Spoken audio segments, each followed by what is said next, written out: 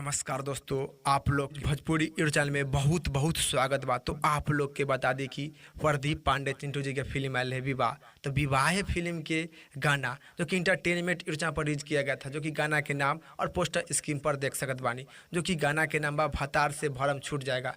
तो जो कि विवाह फिल्म के दो गाना जो कि फुल वीडियो फुल एचडी में रिलीज किया गया था इंटरटेनमेंट यूट्यूब चैनल पर, जो कि दोनों गाना फॉलोअप हो गए बा। जी हाँ भाई, जो कि आप लोग के बता दी कैसे, जो कि विवाह फिल्म के सबसे सुपर डुपर हिट गाना जो कि एक दिन पहले रिलीज किया गया था भतार से भरम छूट जाएगा, जो कि एक दिन में करीब 1,57,000 व्यू प्राप्त कैले बा। जी हाँ भाई, तो यही से जो कि विवाह फिल्म के ये भी गाना फॉलोअप हो गए बा। तो विवाह फिल्म के आम के अचार के गाना आयल है, वो भी गाना जो कि एक दिन में 1 की 2 लाख व्यू प्राप्त कर रहा है। तो दोनों गाना विवाह फिल्म के फॉलोअप हो गए बा। जी हाँ भाई, तो इसी जानकारी के बारे में आप लोग के बतावे के रहे कि प्रदीप पांडे चिंटू जी का रक्का दगवानी के एक साथ वाला वीडियो रहे भतार से भरम छूट जाएगा, ये भी वीडियो फॉलोअप हो गए बा। करीब एक दिन में 1,57,000 दर्शक लोग देख ले बानी और सुन ले बानी। तो इसी से विवाह फिल्म के दूगो वीडियो फॉलोअप हो गए बा, जो कि फुल वीडियो। तो आप लोग के इस जानकारी के बारे में का राय बा, का विचार बा, आप लोग नीचे कमेंट बॉक्स में बतलाएं। इसी तरह से वीडियो से अप टू डेट खातिर और जानकारी खातिर